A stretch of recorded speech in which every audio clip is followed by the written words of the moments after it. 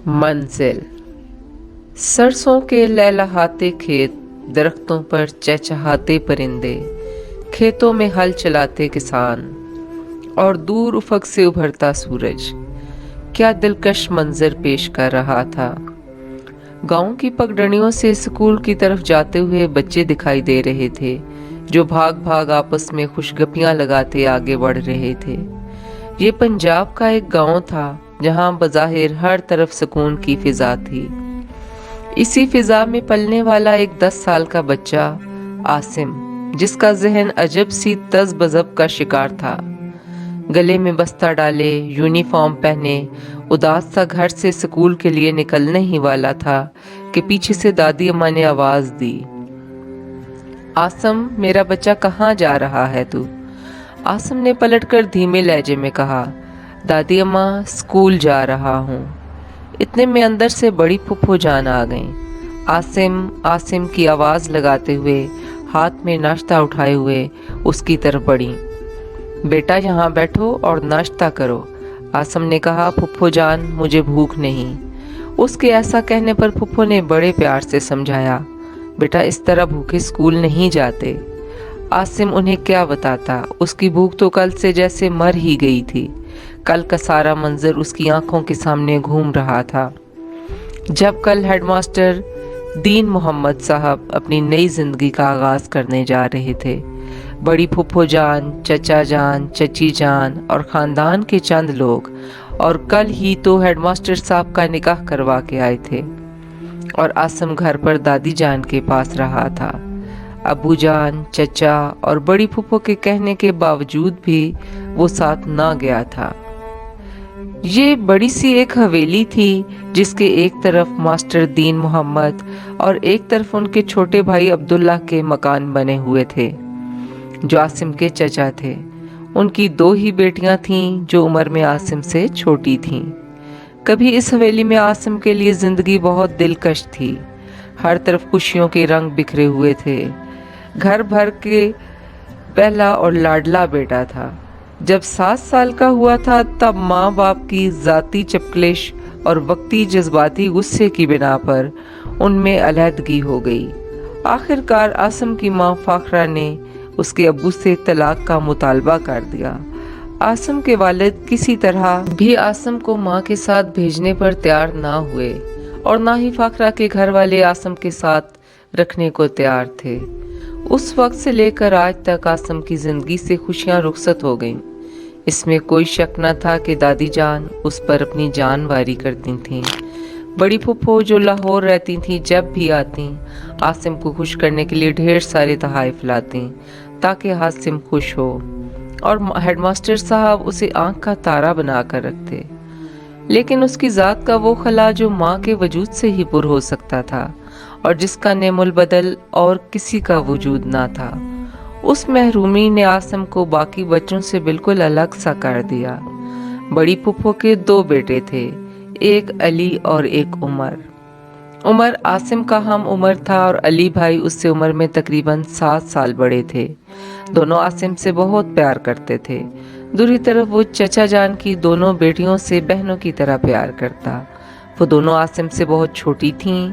वो दिन में स्कूल से आता तो खाना खाकर मस्जिद में चला जाता, शाम को आकर थोड़ी देर उनके साथ खेलता, और रात को जब बिस्तर पर लेटता तो माँ को याद करके हर रात आंसू बहाते सो जाता।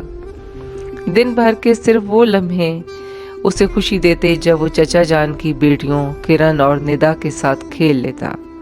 अक्सर खेलते खेलते चची जान उन्हें अंदर बुला लिया करती कि बस करो अब खेल।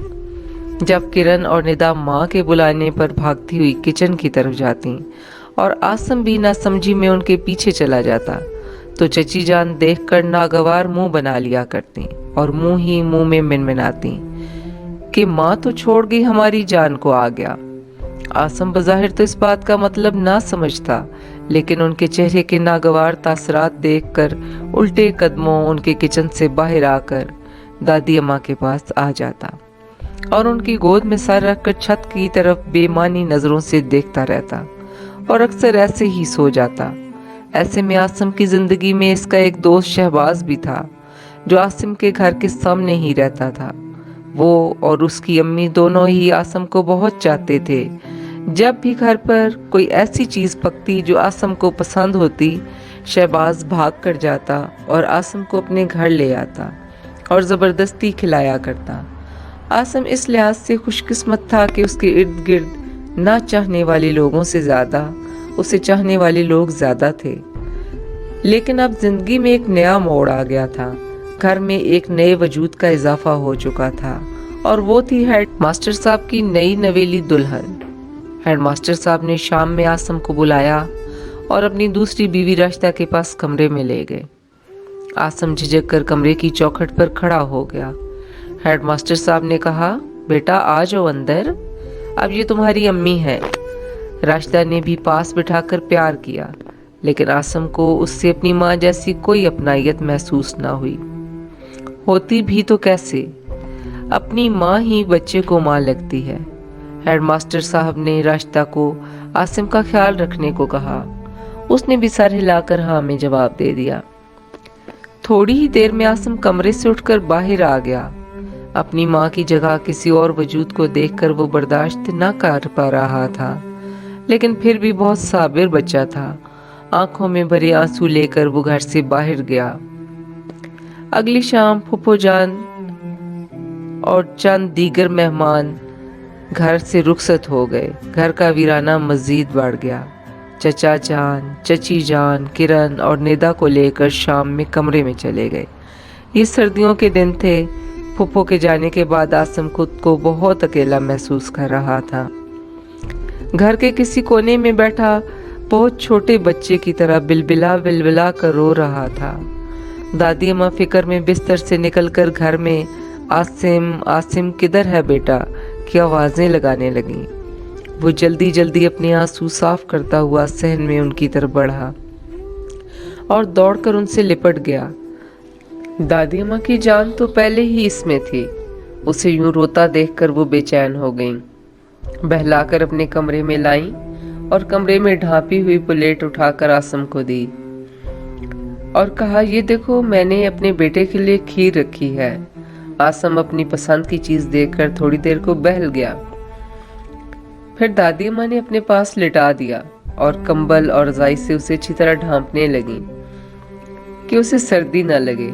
تھوڑی دیر میں اماں تو سو گئیں، لیکن وہ کافی دیر تک کروٹیں بدلتا سوچتا رہا کہ کیا امی کو میری یاد نہیں آتی۔ آخر کار رات کے کسی پہر اس کی آنکھ لگ گئی۔ وقت گزرتا رہا، وہی صبح، وہی شام اور وہی آسم کا اکیلا پن۔ ابو جان صبح سے شام تک مصروف رہتے، آدھا دن سکول میں رہتے، شام کو 1-2 جگہوں پر ٹیوشن دیا کرتے اور مغرب تک گھر واپس ہوتے۔ شام میں اسے اپنے ساتھ بٹھا کر کھانا کھلایا کرتے۔ چھٹی کے دن کبھی کبھار اسے بازار لے جایا کرتے اور اس کی پسند اور ضرورت کی جو چیز ضرورت ہوتی اسے دلوا دیا کرتے۔ راشدہ بھی ہیڈ ماسٹر صاحب کے لحاظ سے اس کے کچھ کام کر دیا کرتی، لیکن ماں کی مامتا نہ دے سکتی۔ وقت کی رفتار تیز تھی کہ 5 سال گزر گئے۔ اب گھر میں آسم کے 2 ننھے بہن بھائی بھی تھے، 4 سال کی رمشا اور 3 سال کا ابراہیم۔ ماں کے منع کرنے کے باوجود وہ دونوں آسم کے ارد گرد گھومتے رہتے، جبکہ راشدہ بیگم کو ہمیشہ ناگوار ہی گزرتا۔ جب بھی دادی اماں کا سایہ اس کے سر پر رہا، کوئی بھی کھلے عام اسے کچھ نہ کہتا۔ ہاں من ہی من اس کا وجود راشدہ کو اور چچی جان کو ناگوار ہی گزرتا۔ ایک روز جب آسم اسکول جانے کی تیاری کر رہا تھا، چچی جان کے زور زور سے چلانے کی آوازیں آئیں۔ سب دوڑ کر ان کی طرف پہنچے تو پتہ چلا دادی اماں اب اس دنیا میں نہیں رہی تھیں۔ آسم جو کہ اب 15 سال کا ہو چکا تھا، قدرے سمجھدار ہونے کے ساتھ ساتھ ایک بہت چھوٹے بچے کی طرح گھر میں رہتا تھا۔ اس وقت اس کی حالت ایک چھوٹے سے سہمے ہوئے پرندے جیسی تھی جس کی ماں کھو جائے۔ شام سے پہلے لوگوں سے گھر بھر گیا۔ آسم کے دل کی کیا حالت تھی وہ وہی جان سکتا تھا۔ آنسو تھے جو تھمنے کا نام ہی نہ لے رہے تھے۔ ابو جان، چچا جان گھر میں سبھی مہمانوں کے ساتھ مصروف تھے۔ پھپھو جان بھی غم سے نڈھال پہنچ گئیں۔ आसम ने जैसे ही उन्हें, उमर और अली भाई को देखा तो उसके सब्र का पैमाना लबरेज हो गया। वो उनसे लिपटकर धाड़े मार मार कर रोने लगा और घंटों रोता रहा। रात में दादी अम्मा का जनाजा हो गया। वो फूफो के साथ दादी अम्मा के कमरे में बैठा बेचैन निगाहों से उन्हें ढूंढ रहा था। उसे ऐसा लग रहा था कि अम्मी के जाने के बाद से जो मजबूत सहारा या बेपनाह प्यार करने वाली हस्ती उसे कभी छोड़कर जा ही नहीं सकती थी, उसे ये एक भयानक ख्वाब लग रहा था। उसे लग रहा था कि जैसे ही इस भयानक ख्वाब से इसकी आंख खुलेगी तो उसकी दादी अम्मा उसके साथ उसके पास होंगी, मगर ऐसा कुछ ना हुआ। 10 दिन गुजर गए। अब फूफो जान को भी लाहौर वापस जाना था। अली भाई, उमर और फूफा जान तो पहले ही वापस जा चुके थे। आसम के दुख और ज़हनी हालत को मद्देनजर रखते हुए फूफो ने आसम को कुछ दिन के लिए साथ ले जाने का फैसला किया। सुबह होते ही फूफो ने आसम को जगाया और नाश्ते के बाद सामान तैयार करके अब्बू जान के साथ दोनों रेलवे स्टेशन रवाना हो गए।